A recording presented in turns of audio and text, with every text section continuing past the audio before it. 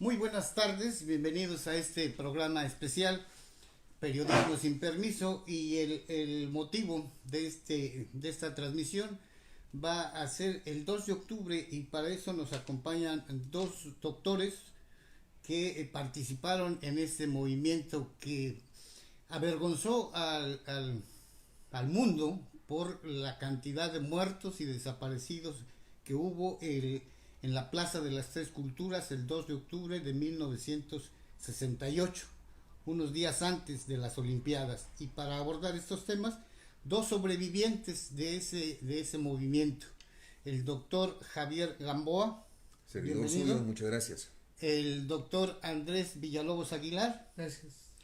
y una joven, digo joven porque pues está joven, nada más por eso, pero que a pesar de su corta edad, el día de ayer nos regaló una invitación a la conciencia o a la reflexión sobre lo que fue el movimiento de 68. Hizo una marcha meeting acá en Chetumal, la maestra, ¿cómo se, perdón? Ariadne Son Anguas. Sí.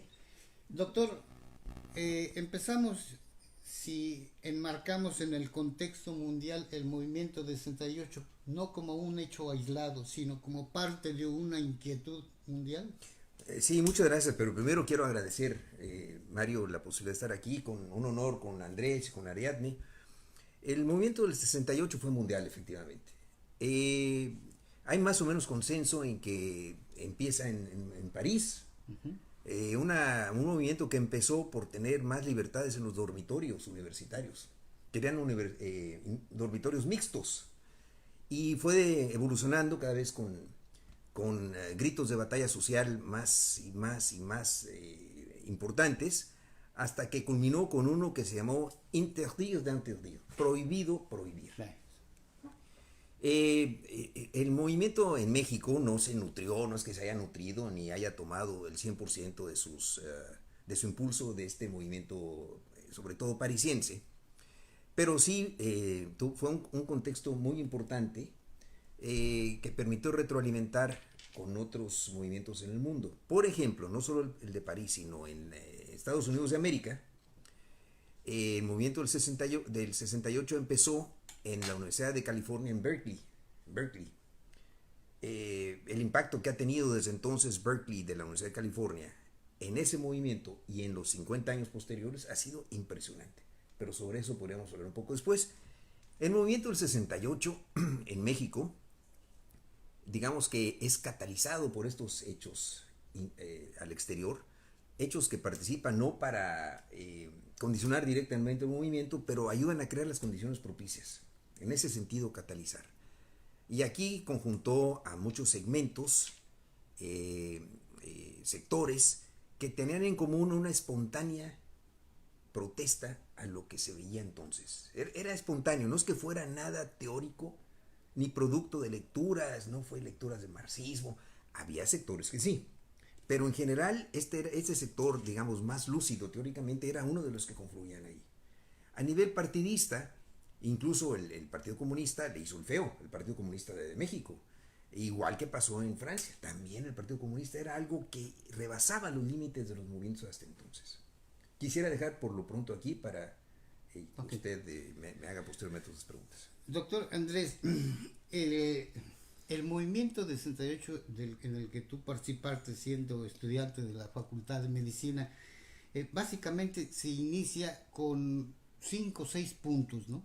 ¿Nos podrías recordar algunos de esos puntos básicos? Bueno, en concreto, se inicia como un pleito de pandillas, en donde la fuerza pública exagera la manera de reprimir. En nuestro país, la represión era una política pública. O sea, todo lo que fuera mitin, todo lo que fuera manifestación, pues era reprimida, ¿no? Y habían ya reprimido a muchos sindicatos, muchas organizaciones civiles como la de los médicos, tranviarios, etcétera, ¿no? Y bueno, existía mucha inconformidad en torno al ejercicio de los derechos humanos, ¿no? Porque también eran cosas que estaban prohibidas. Es decir, tú no podías asociarte, tú no podías manifestarte, tú no podías marchar. Y bueno, esto hace que en determinado momento, el 26 de julio, conjuguen dos manifestaciones. Una que organizaba la FENET, que era la organización charra, por decirlo así, del Politécnico, en desagravio a la invasión que se había tenido de la Boca 5 y de la Boca 3. Y en la que hacía el Partido Comunista, junto con la juventud del Partido Comunista, para conmemorar el 26 de julio, que era la Revolución Cubana. Coincide la represión en lo que es el centro de la ciudad y hacen un frente común. Los policías exageran la represión y la llevan a algunas universidades, algunas vocacionales de la universidad, y se arma el mare magnum, ¿no? Se invaden esas vocacionales, los alumnos se encierran en ellas, queman camiones, hacen resistencia, y bueno, se presenta casi un estado de excepción en el país. Maestra Ariadne Son, usted, y cuando dije que era joven, en realidad es una jovencita. ¿Qué percepción tiene la generación en la cual está usted acerca del movimiento del 68 y cómo es que le llega la información a usted sobre ese movimiento?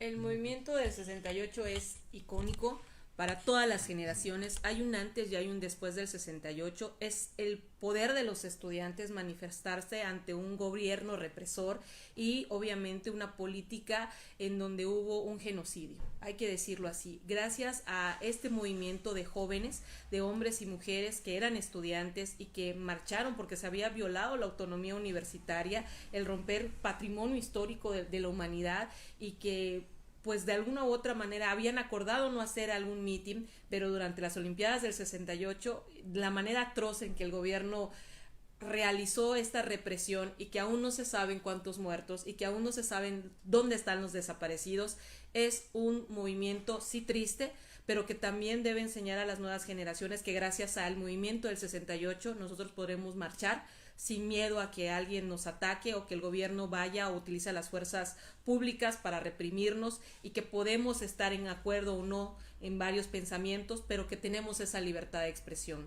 A nosotros nos llega la información de un Tlatelolco, donde hubo una matanza, de la Plaza de las Tres Culturas que se cubrió de sangre, en donde hay documentales por la prensa extranjera, que había un movimiento donde no se quería tener incongruencias porque se estaba celebrando la Olimpiada del 68, pero que aún así los estudiantes, no importaba de qué carrera, no importaba de qué partido político, ideología o incluso religión, marcharon porque estaban en acuerdo, estaban luchando por sus derechos y estaban todos unidos porque la autonomía universitaria había sido violada, y que varias vocacionales o preparatorias y que los estudiantes estaban pues en pugna por sus derechos, era apoyar. Y eso es lo importante de las causas, que la unión hace la fuerza y las visibiliza, y que el gobierno puede o no estar de acuerdo, pero que debe respetarlo y que debe haber un debate para ver qué es lo que le conviene a la sociedad.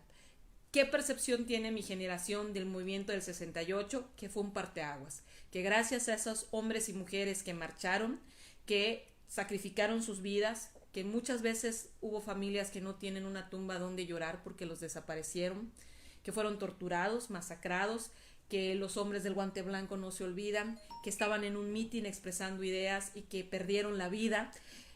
Es un movimiento trágico, pero bien lo dice la marcha de ayer, 2 de octubre, no se olvida, no hay perdón ni hay olvido. Es el mismo sistema, quizás cambian los nombres, pero seguimos viviendo en un sistema de represión, pero no tanto como la sufrió el movimiento del 68. Doctor Gamboa, lo que se conoce generalmente como el movimiento estudiantil. Sin embargo, en su momento, aquello que era nada más entre alumnos, como decía, entre preparatorias, al final y al cabo termina siendo un movimiento popular. Así es. ¿A qué se debió a que cundió entre los diversos sectores de la población? Bueno, así fue exactamente, Mario. Incluso mi forma de participar en el movimiento fue así. Yo en ese momento estaba pasando por una crisis vocacional, digamos. Estaba en medio de un periodo de 3 años y andaba picando universidades por todas partes en el país. Y cuando supe del movimiento, no estaba vinculado formalmente ninguna. Eso es lo que quiero que quede bien claro. Un grupo de vecinos en la zona de Viaducto Tlalpan, Insurgentes, Chola, Vermont, Ohio, decidimos, muchachos de mi edad, tenía 18 años, formar una brigada. Se nos ocurrió, en alusión a la Guerra Civil Española, ponerle Brigada Ibero. Estaba Roberto García López, ojalá que haya puesto atención, vive todavía. En ese momento él era el ayudante de un taller de reparación de blancos. Estaba José Luis Illescas, en ese momento era ayudante de la carnicería El Venado, se llamaba. Estaba Eduardo Rosas, Lalo, músico. Estaba Gerardo Domene Lozano, él vive actualmente en Monterrey. En ese momento estaba estudiando segundo semestre de Ingeniería Mecánica en la Universidad La Salle, fíjate, La Salle.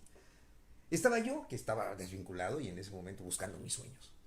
Nos organizamos y íbamos a los mítines en Ciudad Universitaria, especialmente a la Facultad de Derecho. Tú te vas a acordar con la Tita, era la lideresa, y la Tita. Yo no recuerdo su apellido, pero era la Tita. Pero ¿a qué íbamos? A conseguir volantes, y eventualmente hasta nos hicimos de un mimeógrafo Apache, porque era el marco con rodillo y tenía que poner cera, pero funcionaba. Ese fue el gran secreto. El movimiento cundió porque se pudo rebasar los controles bestiales que había entonces de la información pública. El lema de prensa vendida no era en vano. Aquí pasaba una cosa en blanco y aquí se difundía en negro. O pasaba en negro y se difundía en blanco por los medios de comunicación masiva. Claro que entonces era fundamentalmente la prensa escrita. Más o menos la televisión no era tan fuerte como ahora. Por cierto, que ahora hay mecanismos de manipulación mucho más fuertes, ¿no? Mucho más tremendos. Pero era un proceso que no solamente permitió el rechazo del discurso ideológico, sino además construyó su propio discurso. Nosotros nuestra labor como brigadista era subirnos en camión, uno arengaba, dando la verdad de lo que había sucedido en esos días, conforme iba pasando el movimiento desde el 26 de julio. ¿Cuándo fue la manifestación del silencio? ¿El 26 de julio fue? 13 de septiembre. 13 de septiembre. Pasando por todas las etapas hasta culminar, yo creo que para bien, viendo todo, el 2 de octubre. Finalmente fue, como dice Ariadne, un parteaguas importante. No solamente se rechazó el discurso, sino que además se construyó el propio. Por cierto, eso nos dio luego habilidades importantes, porque después de estar en camiones aregando y tocando la guitarra, tocando la música que tocábamos entonces, los nacos, ¿te acuerdas? Papá, ¿qué cosa es? Un granadero. Se fue capaz de crear espontáneamente, que es lo interesante. No es que vinieran del liderazgo para abajo. Lo importante, sí, había un Consejo Nacional de Huelga, pero no íbamos nosotros a seguir indicaciones ni instrucciones, no se daban. Era un movimiento totalmente horizontal. Estaba el liderazgo, por eso es que el gobierno no podía acabar con él. ¿Quién era líder? Pues yo era líder, tú eras líder, ¿o no? ¿No es así? Sí. No era solamente la dirigencia formal. Y esta forma horizontal es lo que permitió, salvo la mejor opinión de Andrés o de Ariadne o de ti mismo, en mi opinión esto es lo que permitió que a la hora en que el movimiento es reprimido y aparentemente terminado, eso no sucede así. Y continúa hasta la fecha. Porque sí, pudieron acabar con la dirigencia formal, el encarcelamiento y demás, pero eran tantos los sectores y sobre todo población no organizada, como era el caso nuestro, que a la hora de que se desbarate el movimiento, formalmente surge uno más poderoso, que permea por todas partes. donde hay un egresado del movimiento del 60, un egresado, hay un bastión de lucha que en un momento dado estuvo, en determinados momentos de la historia de México, estuvo, digamos que, atrincherado, esperando mejor ocasión como para surgir. En otro surgía, pero igual sin ponerse de acuerdo. Andrés y yo hemos hecho muchas travesuras, así les llamamos, y nos ponemos de acuerdo, no grillamos, simplemente actuamos. Oye, fíjate que hiciste esto, yo también, coincidimos. No sé si me explico. Sí. Eso es lo maravilloso del movimiento. Y es lo que permitió que tú vas a encontrar gentes, dado que el movimiento era tan heterogéneo, que por ejemplo, el movimiento Línea de Masas de maoísta, sigue la estrategia después del movimiento del lleguismo, de llegarle a las instituciones. Se contactan con Augusto Gómez Villanueva, que era entonces el jefe del Departamento de Asuntos Agrarios y Colonización, y los mandan de promotores a las zonas más desarrolladas capitalísticamente del país. A La Laguna, pero todos ellos eran del 68, pero de esa corriente. A La Laguna, a los ríos Yaqui y Mayo, aquí a Chiapas, y forman una cooperativa. Están ellos ahí, el lleguismo.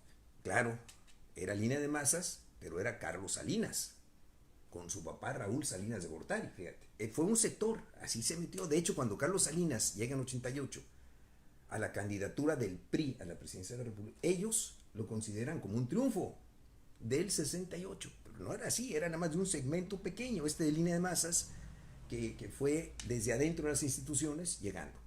En el camino pierden las ideas, porque el sistema los coopta. Otro segmento es al cual yo pertenezco. Después del 68 decidimos meternos a la vida académica. No es que nos hayamos puesto todos de acuerdo, simplemente en esa trinchera estamos. Y con las ideas y los ideales del 68, por ejemplo en mi caso, 35 años de investigación ininterrumpida en ciencias sociales en la materia. Hay otro sector que se mete a los poderes legislativos, sobre todo de los estados, congresos locales, y desde ahí dan la lucha. En Sonora fue el caso. El primero diputado local de oposición en Sonora, en el año de haber sido 80, es un egresado del movimiento de uno de estos segmentos. Y luego están los que continúan en la lucha desde el punto de vista político partidista. En los partidos políticos, insisto, salvo la mejor opinión de ustedes, son el mecanismo de control institucional de la protesta, le quita el filo a todo. Entonces meten ahí, pues y acabaron siendo absorbidos por los partidos. Como lo decías tú en broma hace rato, yo creo que es muy real. Todos los partidos, desde el momento en que alguien se mete y da la lucha por ahí, sabe que va a tener que mover dentro de márgenes muy estrechos y lidiar con corrupción, todo lo que hay dentro. Bueno, un sector también se metió ahí. Esa es mi lectura de los hechos posteriores. Todo considerado sumamente importante. El optimismo. El optimismo es lo que a todos los sectores de símbolos, desde los que se meten, que ya estaban dentro del poder, como el caso de Raúl Salinas, hasta los que dan la lucha. Bueno, hay otro sector que se radicaliza. Se radicaliza y se va a la lucha armada. La brigada de ajusticiamiento campesino, ¿no? Con el Partido de los Pobres. Ese no se desprende directamente del 68, pero tuvo vínculos. El movimiento Liga 23 de septiembre, directito de allí. Fíjense, bien curioso ese movimiento. Liga 23 de septiembre emana, se van a sorprender, en el Tecnológico de Monterrey. En Monterrey. Todavía con la influencia de octubre, ¿no? El TEC de Monterrey, en 69, en Economía, los estudiantes realizan un periódico que se llamaba El Quijote. La Junta de Gobierno del TEC de Monterrey dice, no, El Quijote, ¿cómo? ¿Qué podía hacer El Quijote, no? Sueños. Los corre del TEC y entonces hace una huelga de hambre. Y van y se refugian dos de los dirigentes del movimiento, en la Universidad Iberoamericana. Ahí consiguen nutrirse de otros factores importantes, incluso humanos, y desde ahí empiezan a organizar en Monterrey, que es donde realmente nace el movimiento, centro de operaciones del movimiento, pero se radicaliza. Los aplastan y todos los que ustedes quieran, pero hay otro sector importante. Y hay otros, como es el caso de Andrés, que como dice la canción, ¿no? Seres en tono azul, seres en tono azul que van andando y seguirán igual, buscando el horizonte con sus manos y sus voces, sin pensar en más que a darle a nuestro tiempo una razón, algún aliento. Es Andrés. Nos hemos enterado del movimiento del 68 a través de películas, de documentales, de novelas, de obras de teatro, pero no lo hemos escuchado o pocas veces de participantes, de gente que estuvo metida ahí. Y al doctor Andrés, él le tocó estar en esa fatídica tarde-noche o noche-amanecer del 2 de octubre. ¿Nos puedes compartir cómo viviste esa noche lluviosa del 2 de octubre, doctor? Si fueras tan amable. Retomando parte de lo que me preguntabas anteriormente, efectivamente el movimiento no tiene un contenido parecido al de París, porque allá las demandas son eminentemente educativas. Aquí las demandas son eminentemente políticas, ¿no? Que eran, por ejemplo, indemnizar a las víctimas de la represión, quitar a los medios de represión, fundamentalmente los granaderos, correr a los responsables de la represión,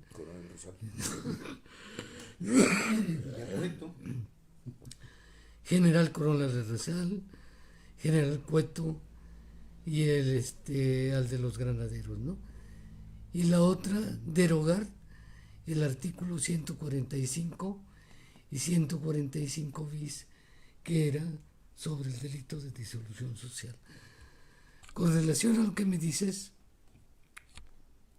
sí, efectivamente yo estuve esa noche ahí, llegué junto con mis hermanos y un amigo y nos quedamos estratégicamente en un lugar que permitía huir si había represión, que era cerca de la torre de Relaciones Exteriores y cerca de la iglesia de Santiago Tlatelolco. El problema es que yo tenía que recoger unos impresos que los compañeros habían hecho en la mañana y que íbamos a distribuir en esa noche, a volantear. Y me quedé de ver con un compañero Mitre en los bajos del edificio Chihuahua. Entonces yo caminando ya a los 10 minutos para las 6 de la tarde hacia ese lugar, camino y empiezo a sentir cierta presión de atrás que me van empujando. Volteo a ver y eran los soldados que venían ya empujando a la gente hacia adelante. Cuando yo llego a determinada distancia de las escaleras para bajar al pasillo donde está el Chihuahua, el edificio Chihuahua, empieza la gente a retroceder porque ahí también las están empujando. El edificio Chihuahua es clave porque en una de los pisos habían improvisado como donde estaban los oradores. Sí, el edificio Chihuahua quedaría, si nosotros estamos aquí, hacia el oriente, o sea, hacia este lado. Y efectivamente ahí estaba el presidium donde estaban hablando los oradores. Entonces yo volteo a ver hacia ese lugar precisamente y veo como un tipo alto de un traje oscuro y de una gabardina café toma del pelo a una chica que llevaba una cola de caballo como la que tú tienes. la somete con la mano izquierda, la toma, la somete, con la derecha saca una pistola y le da 2 disparos. Yo ya no alcanzo a ver si le pega o no le pega, porque está la barda del lugar donde está el presidio. Entonces ya no lo alcanzo a ver. En ese momento caen 2 bengalas verdes y enseguida 2 bengalas rojas. Las verdes caen en el seno de la reunión y las rojas caen una en la reunión y otra en la plaza en la iglesia. En ese momento se arma la balacera y se oyen gritos de tírense al piso, tírense al piso. Nos tiramos al piso y yo no alcanzo a ver más. Hasta ahí veo lo que alcanzo a ver, ¿no? Después de eso sigue un periodo de una balacera intensa, se calma la balacera, entran las tanquetas y una tanqueta le tira un misil a una ventana de donde están haciendo fuego con la ametralladora. Se empieza a incendiar el departamento y afortunadamente empieza a llover y el incendio se apaga. Después de esa lluvia hay otra balacera, hay otra lluvia y otra balacera más dispersa y nos empieza a levantar el ejército con la bayoneta calada y a patadas y a golpes y nos van formando de uno en uno en el lado de la iglesia. Tiempo después empiezan a disparar a la iglesia y los disparos empiezan a caer más cerca de nuestras cabezas y nos tiramos al piso. Los soldados nos levantan y nos dicen que ahí ya está nuestra guerra, que no seamos cobardes, que nos levantemos y que permanezcamos parados. Las balas siguen cayendo cada día más cerca, cada vez más cerca, y vienen de lo que es la vocacional 7, que ya había sido tomada por el ejército, y donde estaba el edificio Aguascalientes. Se calma esa balacera.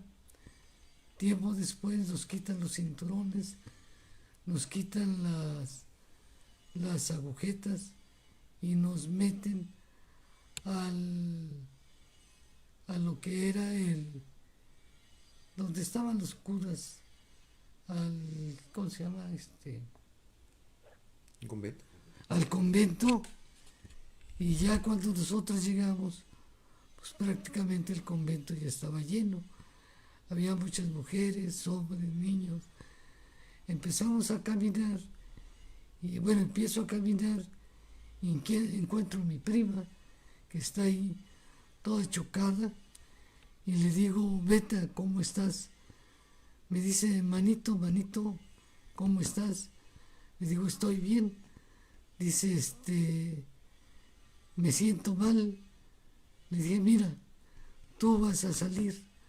Cuando salgas, le dices a mis hermanos que me vistes vivo aquí. Dice: bueno, pero pues obvio, nunca les dijo nada, ¿no? Encuentro una chica que está toda mojada, con una ropa muy transparente, se ve su ropa interior. Entonces me quito mi saco, que es un saco de pana de color verde, y se lo entrego para que se cubra. Un rato después, no sé qué tanto tiempo sería, nos sacan los soldados por la misma puerta y nos entregan a los granaderos. Los granaderos, también a golpes, nos forman en hileras de 5.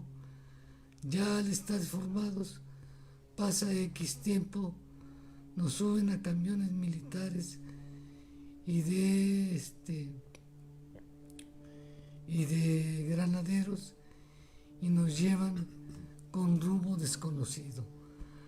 Algunos dicen que nos van a matar, que no era una idea loca, no estaba dentro de las probabilidades. Nos llevan y algunos compañeros dicen, donde se pare la camioneta, corran por todas direcciones a ver si algunos se pueden salvar. Llegamos a un lugar muy iluminado, donde abren una puerta, entramos con el camión, no hay manera de correr, está muy iluminado, hay 2 hileras de soldados, nos hacen pasar en medio y nos meten a otra puerta donde también está muy iluminada, con soldados en la parte de arriba, con armas, con la bayoneta, y ahí nos quedamos encerrados alrededor de 300 personas, todos hombres, y nos quedamos ahí sin saber si es día, si es noche o es mañana, y permanecemos, pues yo calculo que aproximadamente 10 días sin saber en dónde estamos. A los 10 días empiezan a llegar abogados que empiezan a tratar nuestros casos y nos acusan de todo lo posible, ¿no? De ataque a las vías generales de comunicación, de delitos de disolución social, de uso de armas de fuego, de ataque a las instituciones generales, y bueno, un sinfín de delitos, y vamos saliendo poco a poco en el término de 6 meses. Hasta ahí es donde yo acuerdo cómo la libré pues esa noche. Maestra Ariadne, en las instituciones académicas digamos de secundaria hasta universidad, se les enseña a los alumnos con profundidad el contenido de este movimiento, o lo ocultan, o si lo expresan, lo enseñan distorsionado. La historia es de quien gana, siempre lo cuentan los vencedores, y en este caso fue el gobierno que apabullantemente violó muchos derechos humanos. No tenemos cifras exactas, de hecho quien documenta o el acervo cultural es la prensa extranjera que se encontraba para cubrir las noticias del 68. Aquí hay algo muy claro, la escuela no educa a nuestros hijos, y no es la reforma educativa, sino es un acervo cultural que los mexicanos no estamos acostumbrados a leer, y somos de la cultura de yo soy chingón, mientras a mí no me pase, no me importa. Y nacemos con estos derechos humanos de libertad de expresión, de libre asociación, de manifestación de ideas, y no valoramos que en el 68 no eran criminales, eran estudiantes, el único movimiento puro en donde la gente iba convencida de los ideales, donde tú ibas a volantear, la gente te preguntaba quién eres, qué estás haciendo, por qué pegas este cartel, qué sucedió, en donde te subías al camión y con una canción de Papá que es un granadero, le decías a la gente que las mismas fuerzas públicas estaban en contra de su pueblo por recibir órdenes, cuando en realidad si una orden es injusta, si una ley no es de acuerdo a la realidad social, la desobediencia civil es lo que debemos nosotros fomentar en esta sociedad. No hay que obedecer al tirano. Trataron de sembrarle armas a los estudiantes o decir que dentro de los mismos estudiantes había gente disparando cuando no era así. Nadie sabe quiénes son las personas del guante blanco. Los mismos soldados que con bayoneta calada entraban por la plaza de las Tres Culturas en el área arqueológica cerrando a los estudiantes, llevaban la orden de asesinarlos e incluso sufrieron parte de los tiros de los edificios multifuncionales. Entonces, ¿quién ordenó que se abriera fuego contra los estudiantes? Hay un hombre, pero hasta el día de hoy se está retirando su placa de toda la obra pública. Este movimiento no está documentado. Se dice que fueron 35 muertos, lo dice una periodista italiana, cuando en realidad la plaza de Tlatelolco se cubrió de sangre, había montañas de zapatos, la gente corría por todos lados, las madres no tenían un lugar donde llevar a sus hijos o preguntar si estaban heridos o en qué condición se encontraban. Había desaparecidos por más de 10 o 20 días y los estudiantes sobrevivientes estaban en la prisión, acusados de crímenes tan atroces como homicidio, ataques a las vías de comunicación, terrorismo institucional, porque estaban en contra de un gobierno represor por solamente opinar diferente, y no había quien los defendiera. No había libre manifestación de ideas, libertad de expresión, y no podían asociarse porque era un delito, cuando en realidad este movimiento fue de estudiantes, un descontento social que estaba reinando en una autoridad que había gobernado mal, y que la Olimpiada del 68 era el escenario a nivel mundial para que México dijera: no estamos bien, aquí no todo es de oro. Y pasa lo mismo ahorita. Si bien es cierto que hubo movimientos a nivel nacional recordando 2 de octubre no se olvida, muchos compañeros que estaban dentro del contingente se dedicaron a grafitear bardas. ¿Y qué hace el gobierno? Lejos de informar que ese genocidio no está esclarecido, que nadie fue señalado, que aún no hay culpables, empiezan a desacreditar el movimiento diciendo: amigo, tú no eres parte de la resistencia o de la lucha, tú no eres quien busca los 43 de Ayotzinapa desaparecidos, eres alguien que está causando un delito al grafitear un monumento o una barda, que eso no lo aprobamos, pero es parte de un daño colateral que no podemos controlar. Que si bien los activistas en derechos humanos o luchadores sociales tratamos de mantener este recuerdo vivo, porque la historia no la cuentan como es, si no tuviéramos sobrevivientes, si no tuviéramos gente que estuvo involucrada, que le dio seguimiento y que formó parte de este movimiento del 68, realmente mi generación no sabría qué fue lo que pasó, y muchos lo desconocen. Escuchan el 68 y no saben que ayer hubo una marcha que fue sin partido político, sin religiones, y se invitó a toda la ciudadanía. Están más pendientes de una película que interpreta Kuno Becker, que realmente no cuenta todos los hechos del 68, porque al gobierno no le conviene que la ciudadanía se organice y que manifieste que no está de acuerdo con ciertas cosas que realizan, y que si nosotros pusimos a nuestros gobernantes, en nosotros recae ese poder. Se trató de satanizar este movimiento. Los niños que en ese tiempo del 68 les tocó vivir su infancia, escuchaban estudiantes y todo el mundo se asustaba, porque eran los perseguidos del sistema, y eran los estudiantes los que estaban convocados a hacer este movimiento, porque eran los únicos que tenían acceso a las noticias mundiales y a la información. La información es poder. La historia no le hace justicia a estos mártires del 68. Hay una autopista que tiene el nombre de Díaz Ordaz que se tiene que cambiar.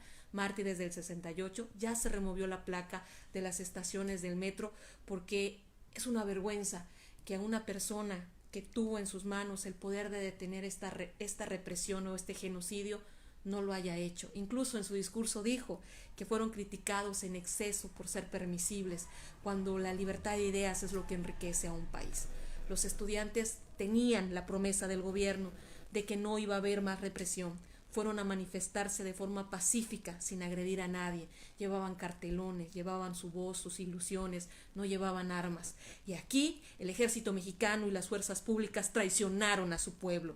No era el enemigo, no estábamos en guerra, no eran delincuentes, eran estudiantes. Así que el ejército mexicano y los granaderos, la Policía Federal, tienen una deuda pendiente, y por eso el pueblo no confía en ellos. Y hasta que no se abra este expediente y no se deslinden responsabilidades, el pueblo mexicano tiene una vergonzosa mancha en su historia. Doctor Gamboa,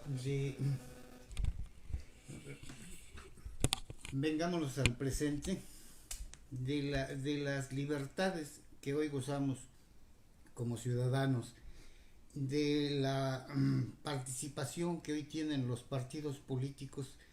¿Qué de todo esto, de estas libertades o de estos derechos que hoy tenemos, se lo debemos al movimiento del 68?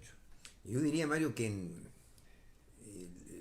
más del 90% de los derechos hoy dados como considerados como ya dados, como ahí nomás están los derechos, se debe o directa o indirectamente al movimiento del 68. Realmente cimbró las estructuras.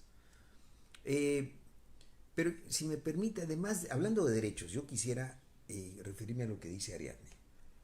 efectivamente la historia la hacen los vencidos, los vencedores. Y es la historia hasta ahora solo ha ocultado. La historia oficial, lo que los gringos llaman el textbooks, los libros de texto de historia ocultan. Pero hoy, Mario, estamos ante un intento, precisamente después de medio siglo, de hacer una verdad histórica realmente falsa. Por ejemplo, es solo un ejemplo entre varios. Tú sabes que hace poco se publicó una desclasificación de documentos de la National Security Agency, de la Agencia de Seguridad Nacional. Es bien interesante que aprendamos a hacer nuestra propia historia, porque sí, se descubren los documentos clasificados, que son los informes que manda el agente fulano a su superior de espionaje, porque para nosotros son mecanismos de espionaje. Es muy diferente ver las fuentes directas y ver lo que se construye con estas fuentes y te los quieren endigar como verdad. Por ejemplo, después de la narración de veras muy fuerte que ha hecho Andrés del 2 de octubre, sale un artículo cubriendo estas fuentes clasificadas que se llama The CIA Eyes on Tlatelolco. O sea, resulta que la CIA se enteró de lo que pasó a través de sus agentes. Y yo digo, no se debe llamar así. Se debe llamar las manos, los pies y todo de la CIA metidos ahí. No, uno no puede entender lo que pasó. Perdón, doctor, y con la complicidad de altos funcionarios del gobierno por mexicano, supuesto. con claves, Litempo 8, Litempo 3, Litempo 2, y cobraban además por eso. Yo diría que no es la complicidad, formaban un todo, ¿no? Al Litempo hablan de que el presidente de la República era agente de la NSA, ¿no? Entonces nada de que la CIA se enteró de lo que estaba pasando a través de los informes. La CIA recibió los informes de sus agentes de espionaje respecto a quién también le había salido la estrategia. Sí, es muy diferente enterarse ahora dime si lo que planeamos está bien. Eso fue planeado, no fue espontáneo. Estaba la cera de los guantes blancos, como lo puso Ariadna en términos muy impactantes, ¿no? Eso fue planeado. No es de repente salen unos y se pelean con nosotros y entonces fuego cruzado y hubo muertos. Yo así lo veo. De manera que tenemos que proteger la libertad básica, hacer nuestra propia versión de la historia, pero no necesariamente versión pretérita, también la versión que hoy estamos construyendo, con ese optimismo que caracteriza a Andrés, por ejemplo. No es un falso halago, Andrés. Yo me acuerdo cuando empezó la campaña presidencial de Andrés Manuel López Obrador, él sacó varios documentos en medios electrónicos de difusión, de veras impactante. Dice, a ver, a los de la generación del 68, ¿no? Donde estén, ¿te acuerdas que pusiste? ¿Te acuerdas de ese en particular? Sí. Donde estén, con el último aliento de vida, dices, hagamos por lo menos realidad a alguien que llega a la presidencia de la República representando los sectores progresistas y democráticos del 68, porque como ya dije, hubo de todo. No nada más fue puro libertad, también hubo ahí infiltrados bien fuertes. Traidores, como Sócrates Campos Lemos. Hubo traidores, hubo de todo, ¿no? ¿Respondí a tu pregunta o no? Sí. Era 90%. Sí, las libertades que goza la sociedad y la que tienen los partidos, producto de un movimiento de hace medio siglo. Sí, y déjame decirte, en 2010 se conmemoró 200 años del movimiento de independencia, del inicio y de la revolución.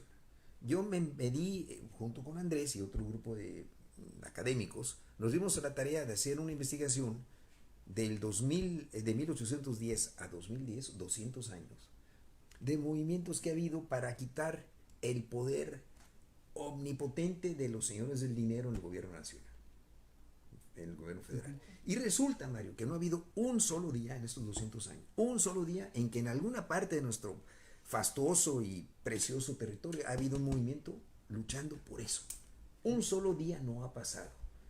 Entonces, para mí, el 2010 fue no conmemorar el inicio del movimiento armado, de la independencia y el inicio del movimiento armado 10-17 de la revolución, sino el punto culminante de 200 años de lucha diaria ininterrumpida del pueblo mexicano por tener un poder, un gobierno federal libre del poder omnipotente de los oligarcas del país y de la plutocracia mundial, ¿no? Sí. Doctor Andrés, hay una frase que cada 2 de octubre se menciona, más allá de las que son consignas, ¿no? Sí, el 2 de octubre es una herida que está abierta. Yo te pregunto, doctor, ¿qué se necesita para que esa cicatriz, esa herida cicatrice o no duela tanto? Yo creo que lo prudente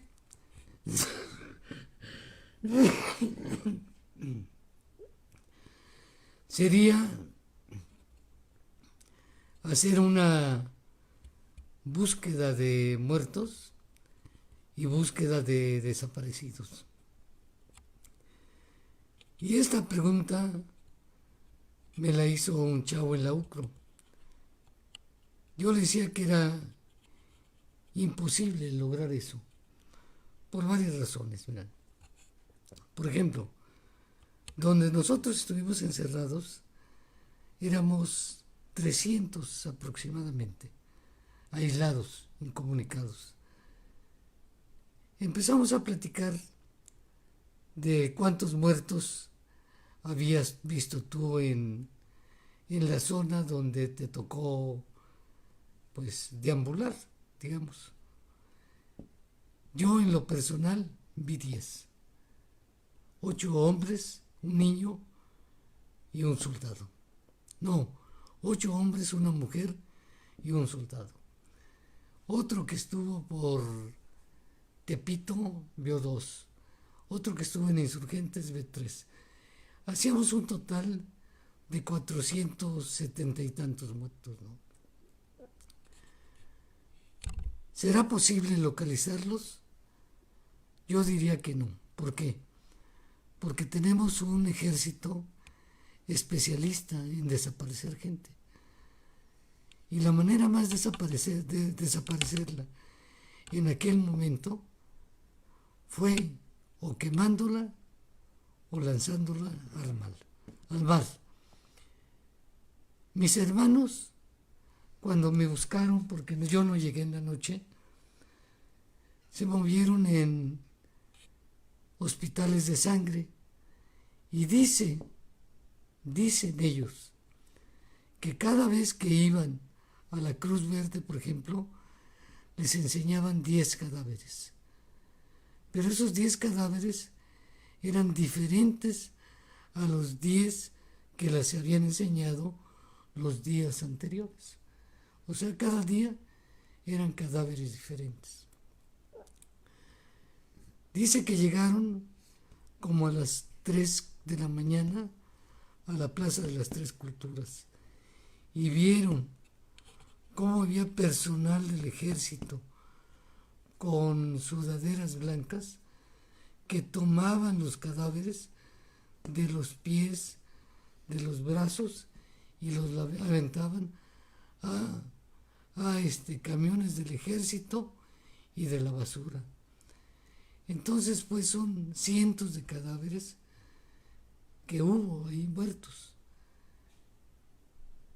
¿Va a ser posible encontrarlos? Pues no, aunque hay una investigación.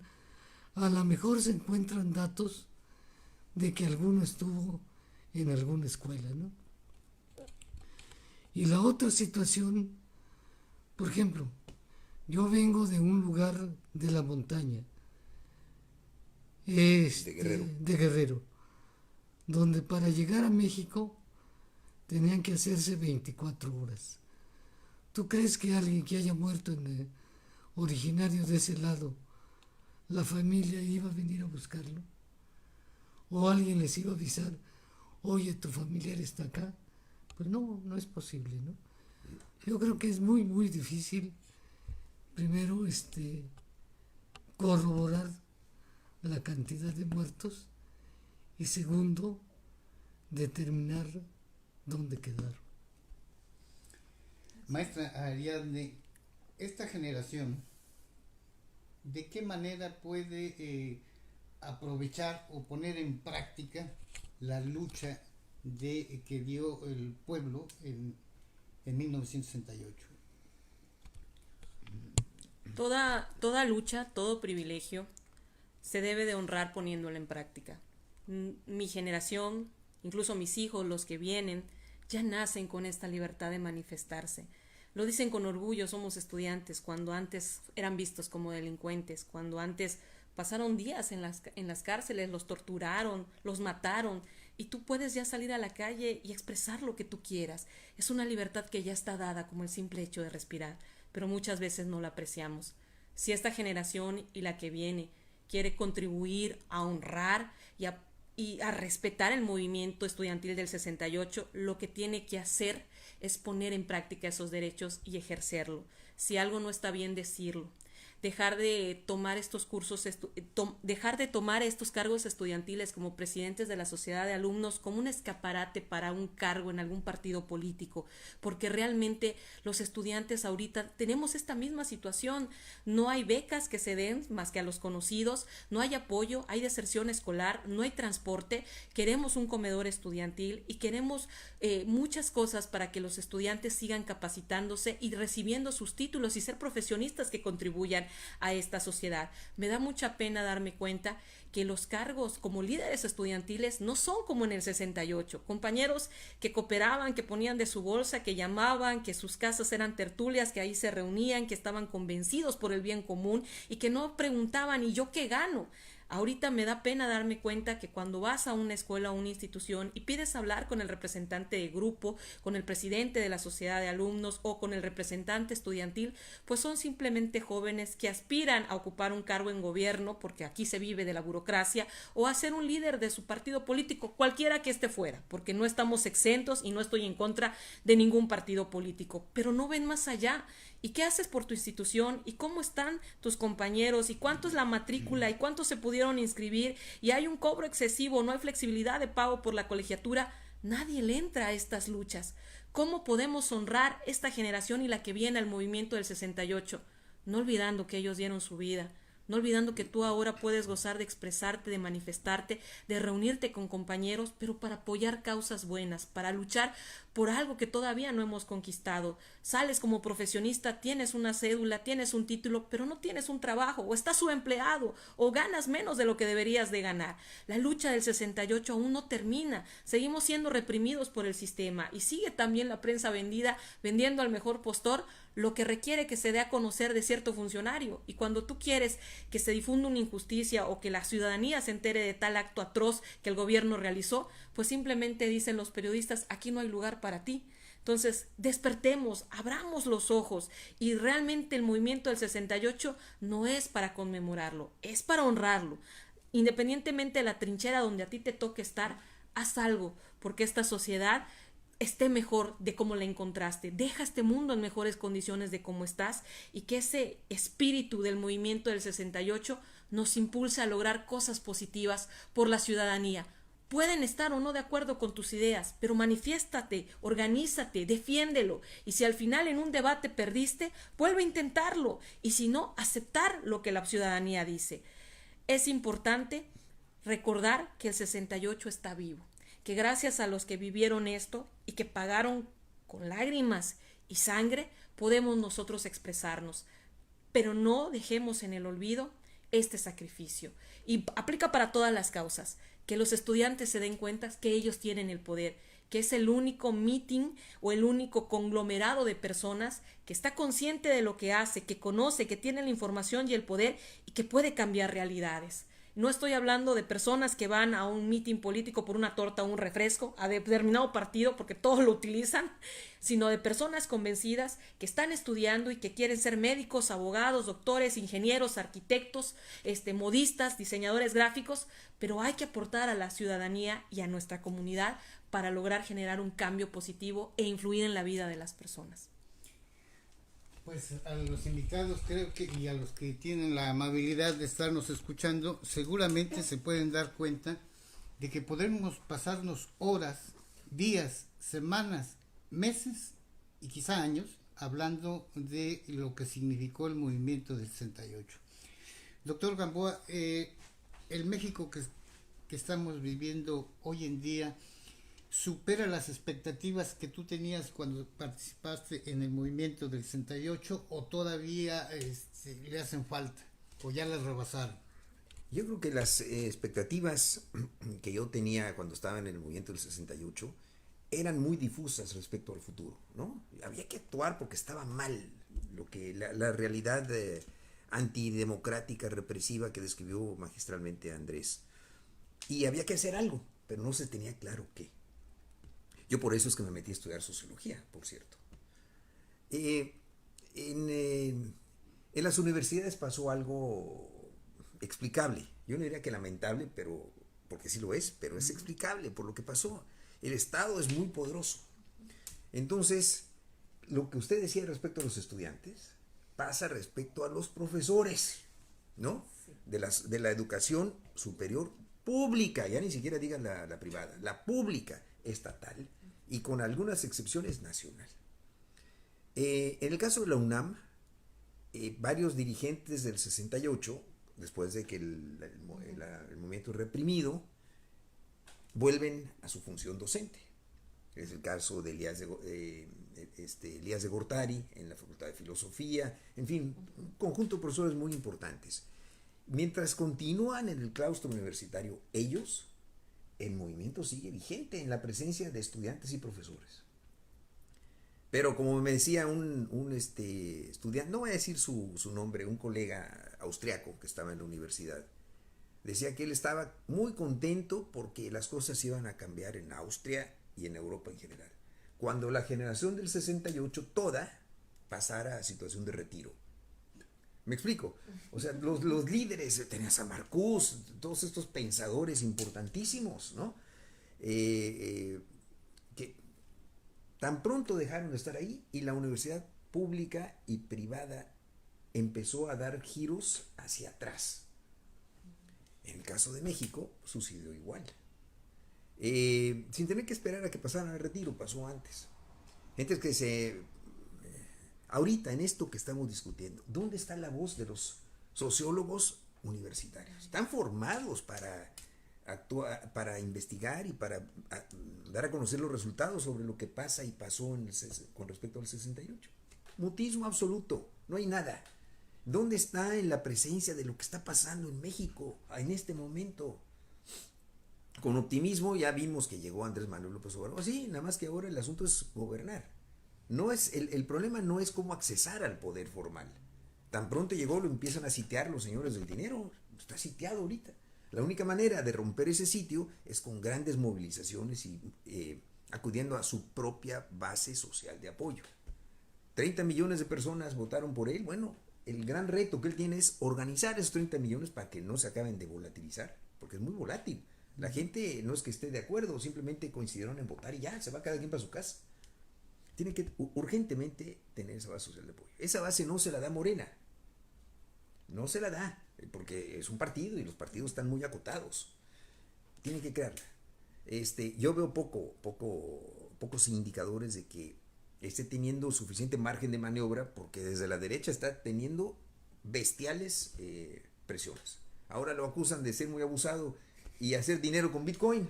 Por favor, ¿no? Qué bueno, ¿no?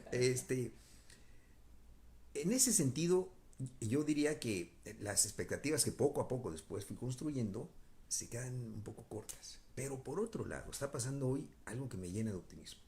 Es el optimismo del 68. En este momento hay decenas de millones de personas que en el planeta Tierra, y me estoy quedando corto, a lo mejor son centenas, no sé, andan por el mundo haciendo realidad el sueño del 68 y de la canción de Imagina un mundo sin fronteras, ¿no? Y están trabajando de voluntarios aquí y allá. Esos son la vanguardia de la nueva sociedad que hoy se está construyendo. No es de que a lo mejor ahorita lo que está haciendo Ariadne, yo la conocía, le decía de broma, por sus travesuras, porque sé lo que está haciendo en el Parque de los Caimanes, un lugar donde tú puedes ir a intercambiar por trueque, ¿no es así? Es la esencia. Sí. Eso es lo que hay que hacer. Relaciones de cooperación, ayuda mutua, solidaridad, ya hoy son una realidad. Mientras están cayendo las instituciones a pedazos, un día nos vamos a despertar y las instituciones bancarias están en bancarrota, y no tienes dinero para hacer nada, y a ver tú que hoy solo consumes, como no produces nada, vas a pasar a decaimiento. Lo que ella está haciendo es bien importante, pues está forzando a la gente a producir y llegar a intercambiar las circunstancias. Esto es lo que me mantiene muy optimista. ¿Es producto directo del 68? Yo diría que sí y no. Sí, porque fue un catalizador, fue como una catapulta enorme. Y después cada quien haciendo de su trinchera lo que con gran sabiduría, a pesar de su corta edad, está diciendo Ariadne. Cada quien desde su trinchera tiene que hacer lo máximo. Yo diría que son expectativas que superan incluso, por en el buen sentido de la palabra, las del 68 que yo tuve modestamente como el más modesto soldado, entre comillas, ¿no? De una brigada que ya expliqué cómo se formó. Doctor Andrés, de los partidos que están con registro en México, algunos de ellos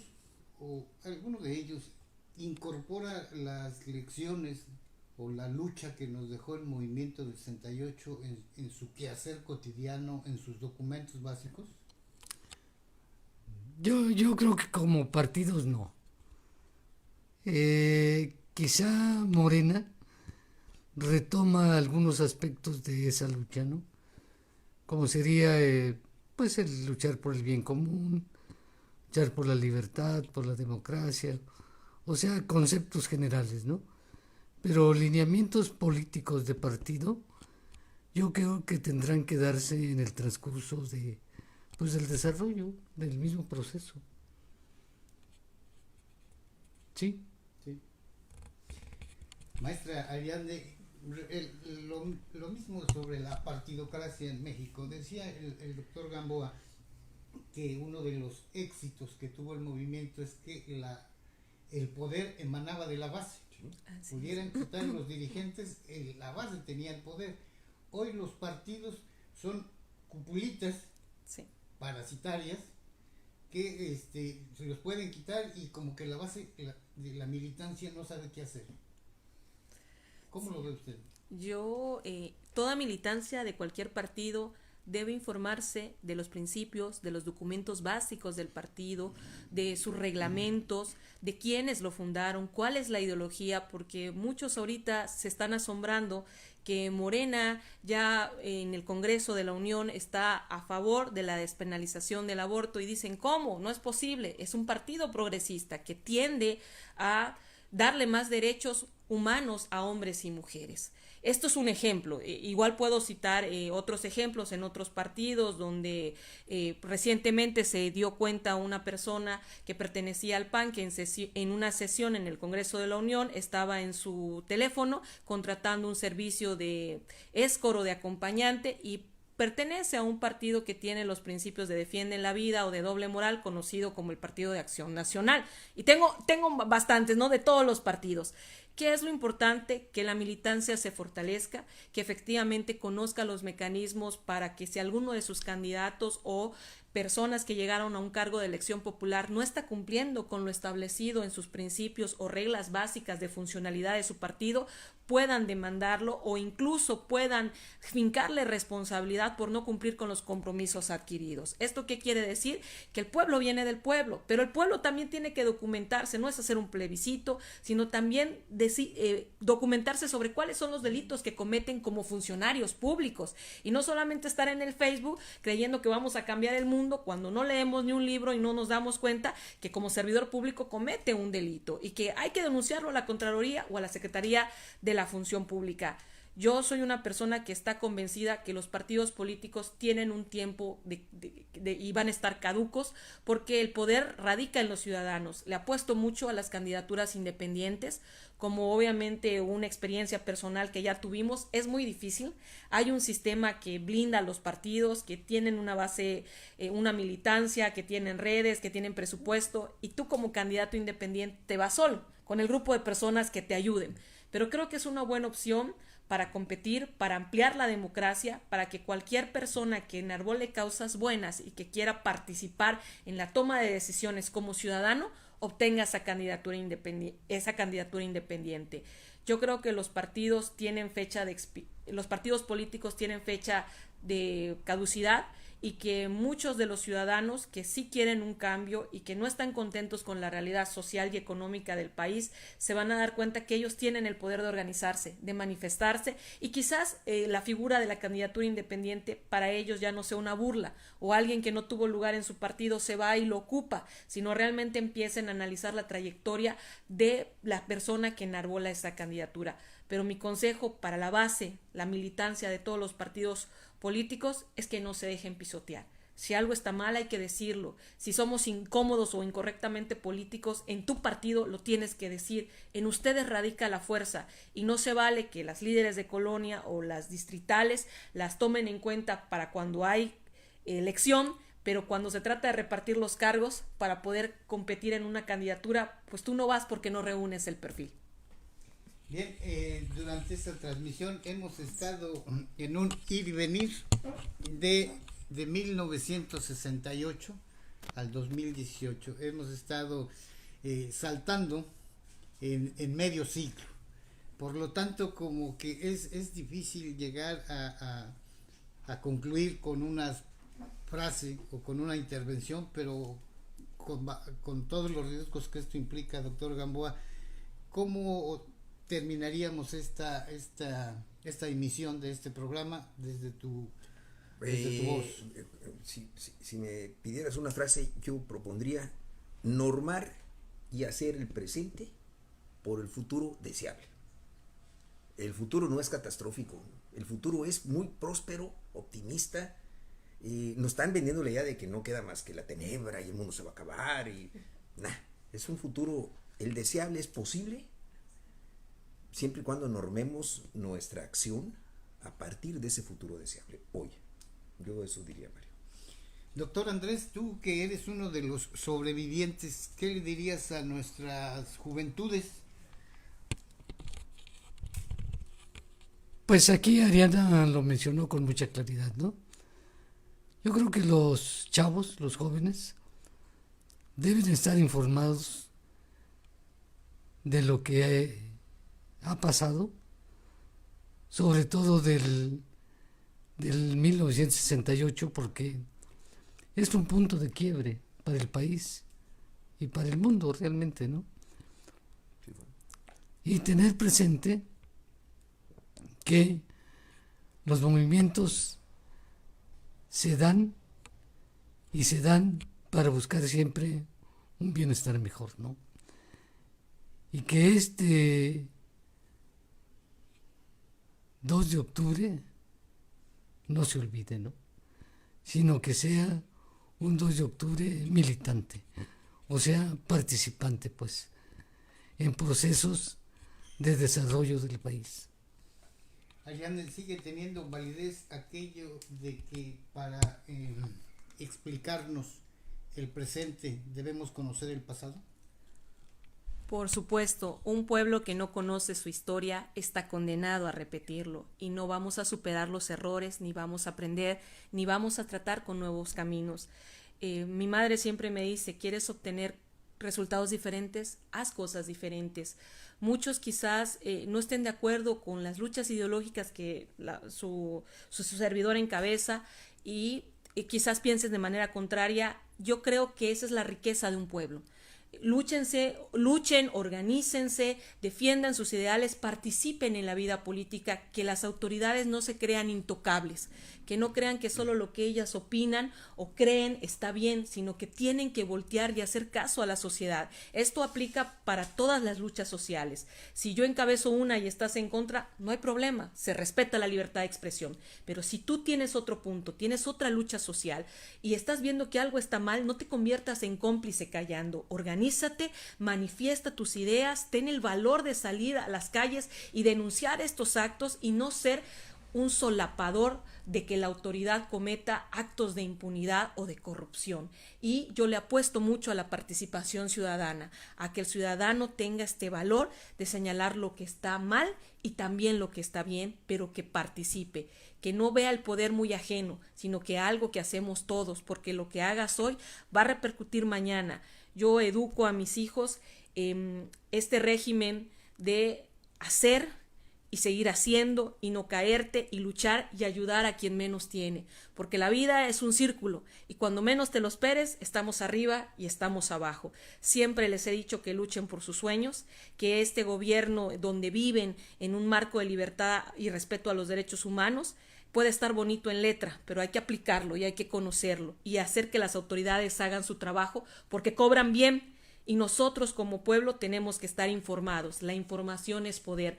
No te dejes guiar por todo lo que ves en Facebook. Entra a los links, lee, está el internet. Antes no lo teníamos, pero ahorita a un clic de distancia tenemos los libros, los documentales y las series. En vez de ver estas series digestivas que te picas con un capítulo y que está bueno para el entretenimiento, pero que nada aportan a la historia de México, yo te invito a que leas, a que te documentes en cualquier postura del tema que tú quieras, pero que con argumentos sólidos puedas entablar un debate e intercambio de ideas. Eso siempre es enriquecedor.